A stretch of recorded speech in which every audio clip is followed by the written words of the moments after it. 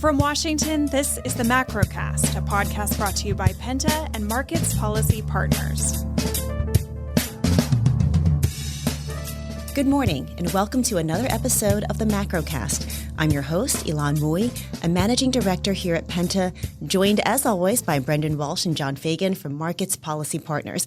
We also have a special guest with us, John Dick from Civic Sciences. And today we're going to talk about the Federal Reserve, inflation, and how consumers are feeling about their jobs, their finances, and the outlook for the economy. So thank you, everyone, for joining me today. Thanks for having us. It's always great to be here on the Macrocast on a lovely Friday. Great. So I want to start by talking about the Fed, as we so often do. There has been a lot of debate over what the Fed would do at its last meeting during the aftermath of the banking crisis. The Fed eventually decided to raise rates by 25 basis points, but they pointed to the tightening of financial conditions as one reason why they didn't act more aggressively. Now, the Fed's next meeting is not until May, but markets are already pretty divided over what the Fed is going to do. And John and Brendan, you all have made a pretty bold prediction for the Fed's next move. So what's your call? Yeah, our prediction really was that the Fed was going to be on hold by May, and it was more bold in February than it is now. And we've held pretty consistent through the twists and turns of this year and the shifting narrative that we saw. The January, we were sort of with consensus in January, and then consensus went against us in February when the January data was so hot. And now with the banking issues front and center, we're sort of back with consensus. Futures markets are about a coin flip, 50-50, whether it's a 25 basis point rate hike at the May 3rd decision or whether they hold. We're in the hold camp. We think that the Fed has enough, has done a lot of, obviously, with the upper bound at 5%, that's a lot of tightening. They have uncertainty expressed quite clearly by Fed Chair Powell about how much this banking issue is going to reverberate into an additional tightening of financial conditions as banks pull back, risk aversion, pull back on lending, et cetera, et cetera. And we'll talk a little bit more about it, but we see more signs that inflation is cooling. And the Fed, I think what they're really worried about is a dovish surprise. And if futures are at 50-50, holding rates and saying, we could start hiking rates again, in the coming meetings. And we don't see rate cuts in the future. I think that is the kind of balance that they can strike and hold rates, but not have a dovish surprise. In fact, the Fed can kind of tighten conditions by signaling even stronger that rate, even if they're holding now, rate cuts are nowhere in the future because Fed fund futures have 2 to 3 rate cuts priced in by year end or January next year. That's pretty aggressive. And so if the Fed can talk the market out of that while being on hold, they can still tighten financial conditions incrementally without raising interest rates further. I'm the Fed. I'm much less worried about whether the market questions me on raising 25 more, and much more worried that I'm going to be able to keep my promise that I'm going to hold. So I think the data is going to be able to support them holding at the next meeting and then holding much longer than the market is pricing in.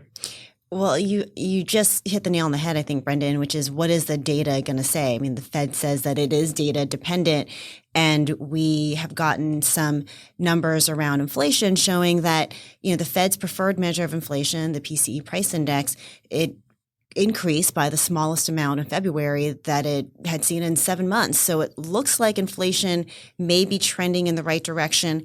What did you all see in those numbers that might give you confidence in your projection that the Fed is going to stay where it's at?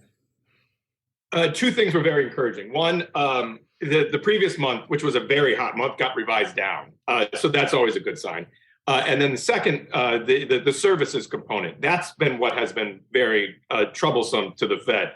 Goods have started to roll over, 6, 12 months ago because we came out of the pandemic and changed our spending behavior.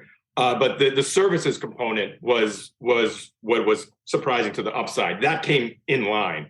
So now we're at 4.6% on a year-over-year basis for core PCE. The other thing that we know is the housing component is almost 40% in the CPI, and it's about 20% in the PCE.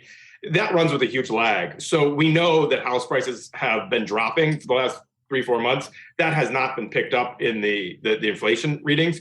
So that's going to be a big drag going forward for really the next 6 months. So we're seeing signs that we've probably peaked at inflation, and there's actually a chance that, if that services component keeps falling farther, that we could actually be in a deflationary environment for a little while.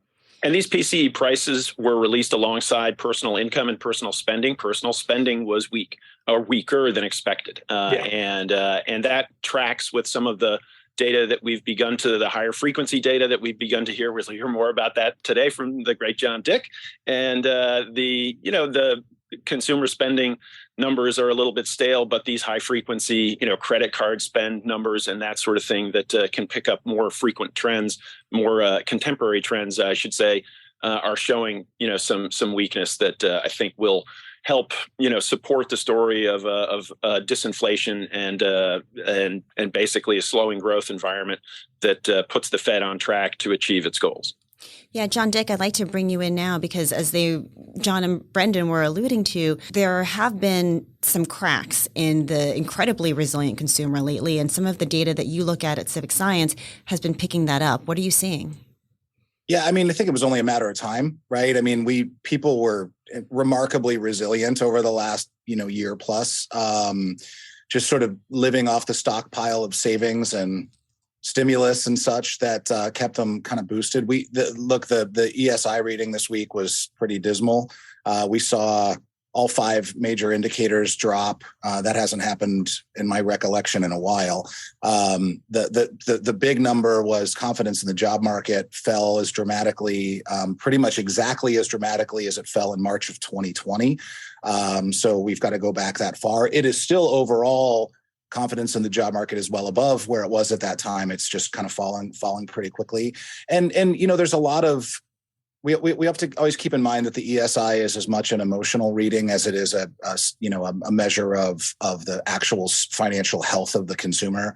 And there's a lot of kind of news driving pessimism among consumers, whether it's, headline layoffs of the big tech companies in huge numbers that, are never given the context of like, yeah, we laid off 10,000 people, but we hired 80,000 in the last 9 months. Right. So that doesn't fit in a tweet. Right. But, and frankly, the banking, the Silicon Valley Bank fiasco grabbed enough headlines for enough days to spook enough people that's definitely showing up in some of the confidence numbers that we see. On the spending side, where it is a bit more real, yes, that softness is evident.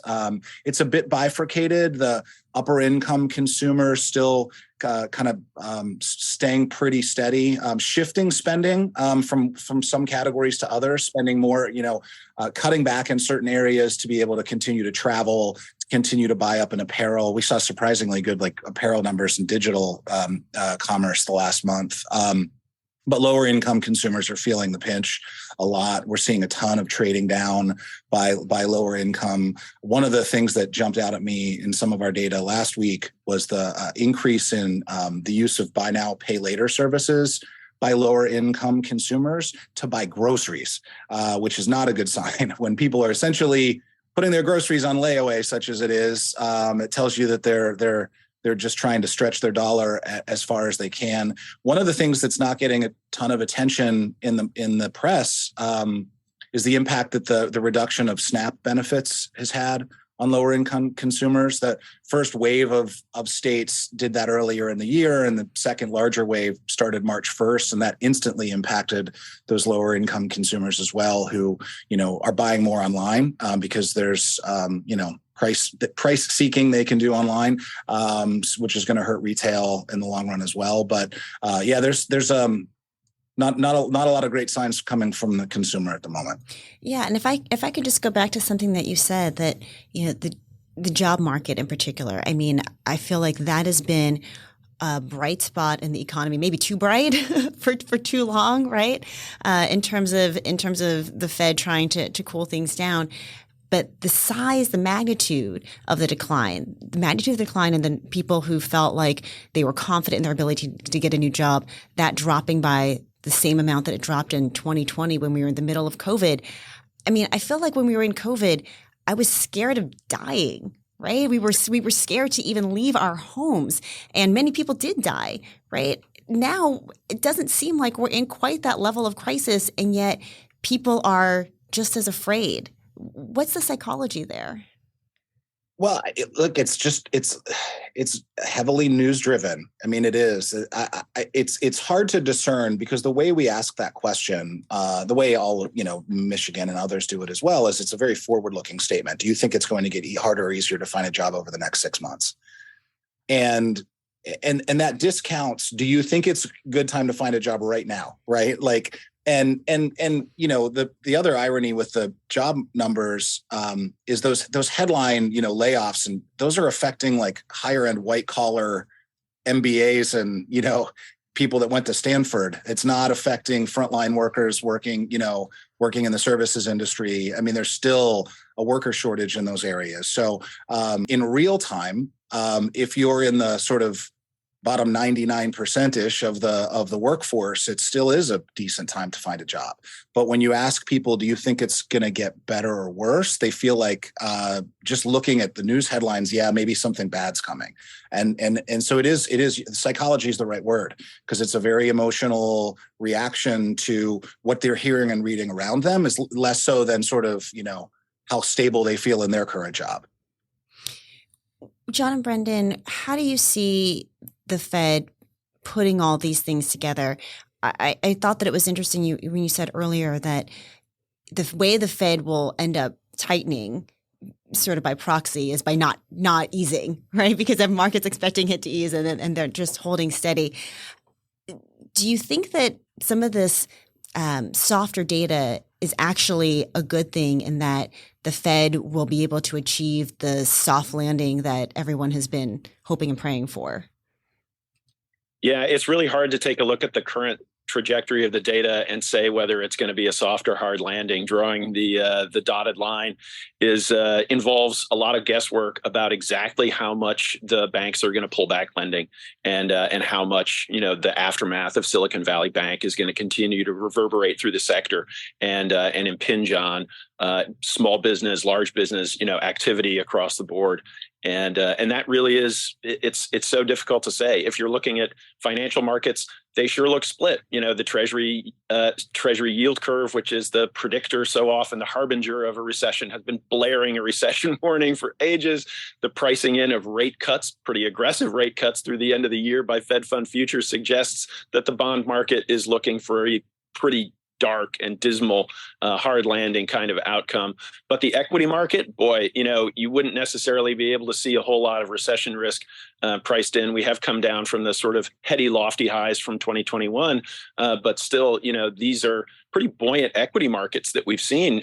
We've put in gains over the past couple of weeks, despite the continued stress in some pockets of the banking sector and over in European banks. So, there's a real divergence of opinion being expressed in price action across the various asset classes. And I think the pullback in bank lending is going to happen, but it's impossible to judge exactly how severe that's going to be, which is just another reason for the Fed to take caution and pause. You can always keep hiking later, but we're going to see a tightening in financial conditions because banks aren't lending. We've seen a huge outflow of deposits from the small to medium banks. I have a friend at JP Morgan. They've been working, 24/7 just to take in, setting up, thousands and thousands of new accounts. And that's something that banks haven't had to deal with for, really like 30 years now, because rates have been so low. So you as a banker never had to worry about your deposits. Now the smaller and medium-sized banks are going to have to pay up for them. And you're going to have to be more cautious then on your the amount of loans you put out into the world. So consumers are making real, tangible behavioral choices because of the headlines they're seeing, and because of the inflation that they have felt, in their pocketbooks over the past year or so. But John, I also want to ask you about federal benefits and federal stimulus. There's been a lot of discussion about the extent to which money from Uncle Sam has been propping up the economy and propping up consumers during COVID even after COVID. You mentioned the end of SNAP benefits. How much do you think that what we're seeing in terms of the fragility of consumers around their prospects for personal spending is related to the fact that now they're really realizing that government money is going away, has gone away? Yeah, I mean, of course, it's not just SNAP. I mean, even the reduction in, the child tax benefits. I mean, it's across the board. I mean, but again, I mean, it's just bringing us back to where we were pre-pandemic, right? So people had gotten used to that heightened level of support. It's not unlike, the public company, public retail companies that were shocked that their 2022 comps weren't the same as 2021 if you were at Best Buy or, of course that was a irrational level of, prosperity during that period of time. It doesn't make it any harder, I guess, for people to deal with the downside of the mountain. But of course, yeah, that's most certainly having an impact. Now, again, this is your area of expertise, not mine, but it was that bolstered spending capacity that in large part contributed to the significant increase in demand that significantly created the inflationary environment that we're in, right? Because all of those people had all of that extra money to spend on all these goods and the supply chains weren't there to support it and, right? So, the extent to which the Fed or whoever it is that controls these things wants to see that inflationary number come down, then, reduced demand from consumers is definitely one way to do that. And by taking some of that, I don't want to call it excess. I don't think anybody personally would call the extra money excess, but to take that bolstered amount of money out of their pocket was naturally going to have this impact for sure. So a gloomier consumer, but hopefully we'll see if that turns into a downturn. Well, hopefully it does not turn into a downturn. We'll see what happens over the next few months. We are going to leave it there for now. We're going to take a quick break, and then we'll come right back and keep talking on the Macrocast. Every 2 weeks, Penta measures U.S. adults' feelings and expectations toward the economy. The Civic Science Economic Sentiment Index, powered by Penta, accurately measures movements in overall national economic sentiment and provides a more sophisticated alternative to existing economic sentiment indices. To learn more, contact us at pentagroup.co.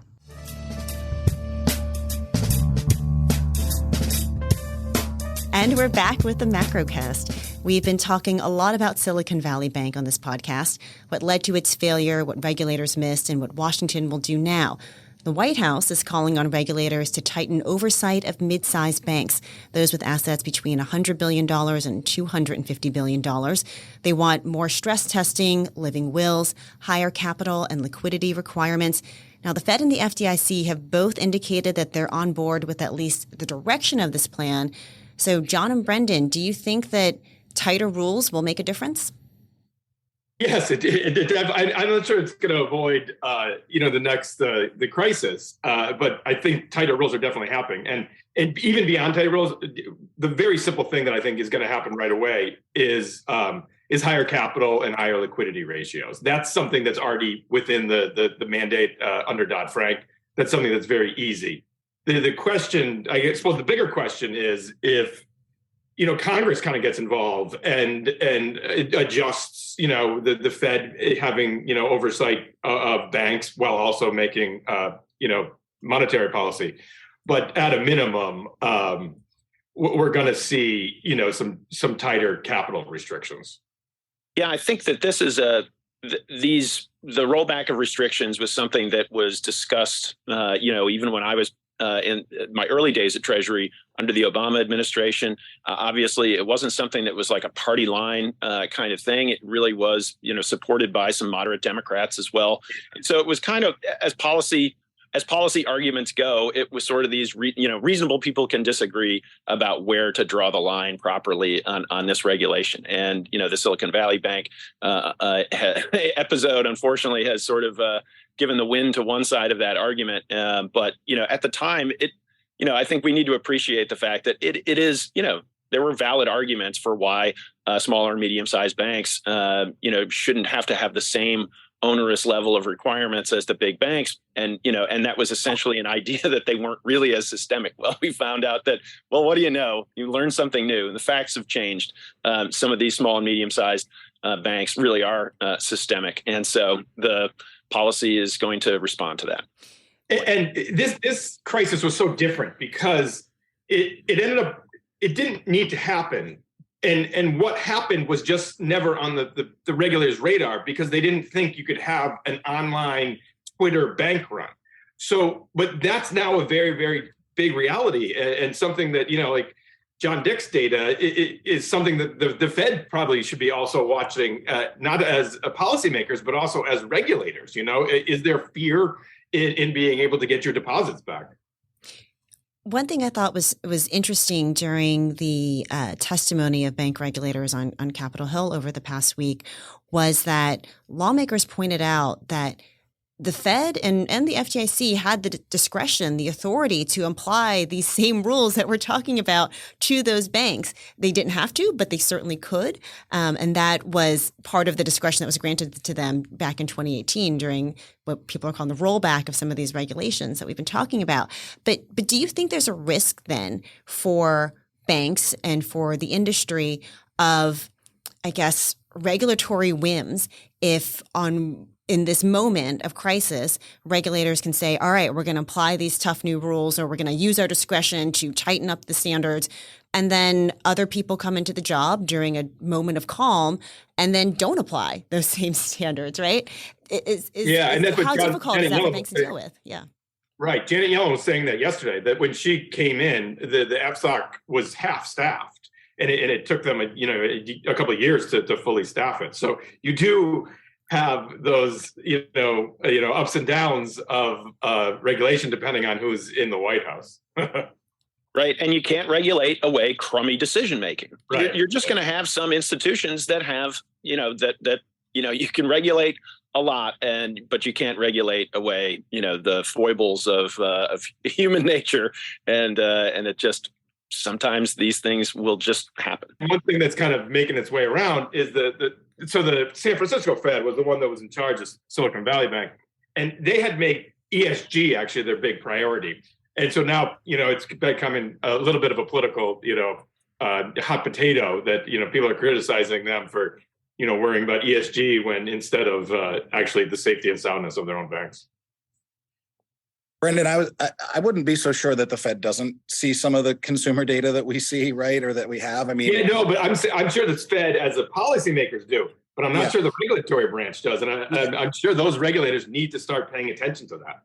There will be data soon enough that shows massive shifts in deposits from smaller banks to larger ones moving up. Oh yeah, we actually get it every week. The Fed reports is the 8.8, and we've seen a massive amount flowing out of the small. And there's still a good 8 to 10% of U.S. consumers who tell us they're still sort of tentatively considering moving deposits from their bank, and it goes from community to regional to medium-sized national to large-sized national, right? It's just going to, and that's what the J.P. Morgan people are seeing.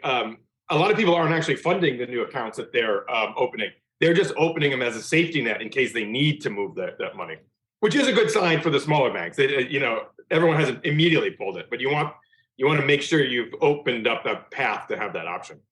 And that another wave of this doesn't come while people are still kind of right. And that's what the Fed, I'm not sure whether we're going to pass, universal, deposit guarantees, but we're going to need to at least better inform people that there is a private sector option. You can pay for it, or whether the FDIC wants to, expand that.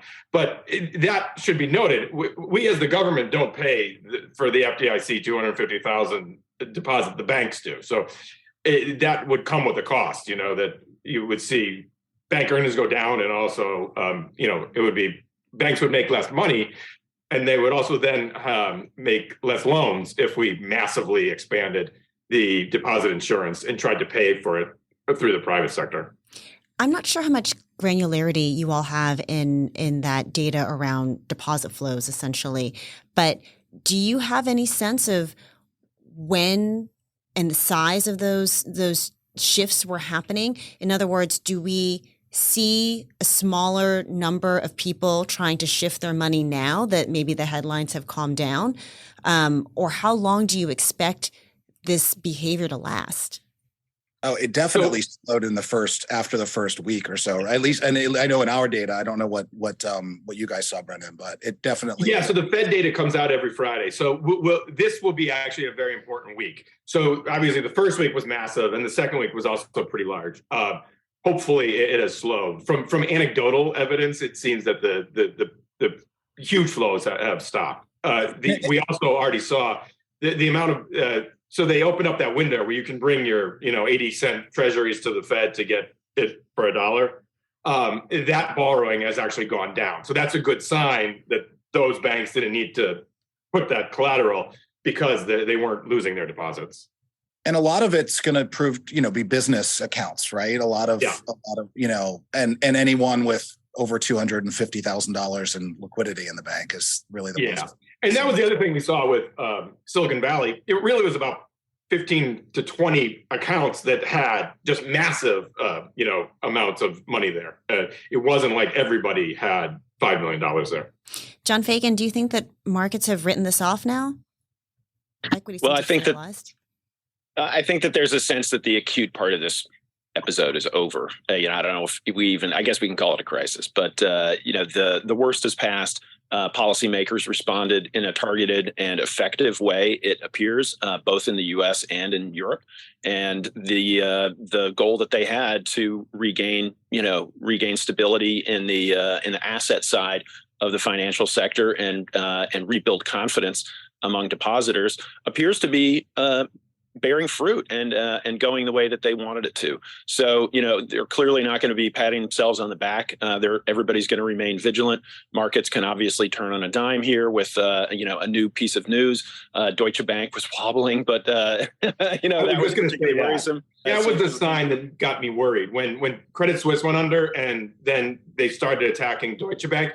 Deutsche Bank was a very bad bank, but the German government really cleaned it up. And now it's a pretty sound bank.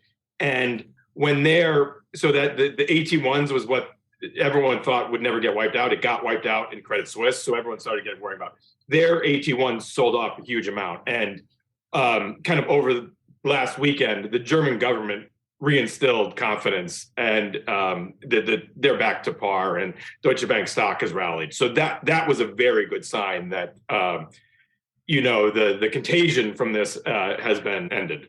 Right. And so surviving the acute phase is always the most important part. But then you still have that kind of chronic, the chronic after effects to deal with potentially of tightened financial conditions, tightened lending conditions, bank risk aversion that would basically contribute to a drag on the economy later in the year. Yeah. And we do have to worry about the commercial real estate lending because that's in the smaller and medium-sized banks. That is a much more slow moving crisis because that really has nothing to do with the overall economy. It really has to do with post-pandemic people not going into work 5 days a week. And so all the companies that have rental space, they're perfectly viable businesses. So they're paying the rent. But when that lease comes up, they're going to shrink their footprint. So we do have too much office space in a lot of areas. But this is something that's going to play out over the next couple of years, just because of you don't have a 6-month lease as a business. You have a 5-year lease. Great, and we are just about out of time, so we'll leave the conversation there, and of course, pick it up again next week. But Brendan, anything that's on your radar for spring break week? Yeah, so it is spring break week, and the DC schools we have a different schedule. But I know John's off to. Where are you going? Bethany Beach for the very first time. That'll be nice. Oh, it's my favorite. We go to Bethany every summer. It's the best. Yeah, it won't exactly be beach weather probably yet, but we'll probably try not. it out. And, you'll have it all to yourself. And non-farm payrolls are on Friday, so we get to all enjoy in our spring break a holiday, Good Friday non-farm payrolls when markets are closed. So we'll see how that reverberates. And just for me, lastly, I want to have a shout out to our listeners at UNC Wilmington's Business School who hosted me for a speech beginning of this week to kick off their Business Week events. It was a terrific thing. I was honored to be there and wanted to thank our listeners there. Well, thank you everyone for joining us today. We'll have to do a Macrocast from the beach next Friday, but appreciate everyone listening. I'm Ylan Mui with Penta. Thank you to John Dick from Civic Sciences, and of course to John and Brendan from Markets Policy Partners for joining me. Remember to like and subscribe wherever you listen to your podcast. Have a great weekend. Thank you for listening to the Macrocast. Please remember to subscribe, rate, and share.